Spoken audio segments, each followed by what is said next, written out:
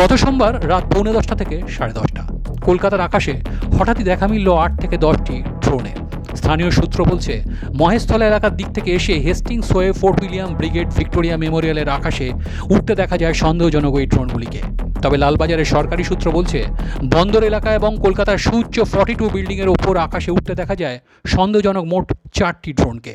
ড্রোনগুলি কোথা থেকে এসেছিল বা কোথায় গেছে এখনও জানা না গেলেও ড্রোন রহস্যের সমাধানে জোরদার তদন্তে নেমেছে পুলিশ এবং সেনা।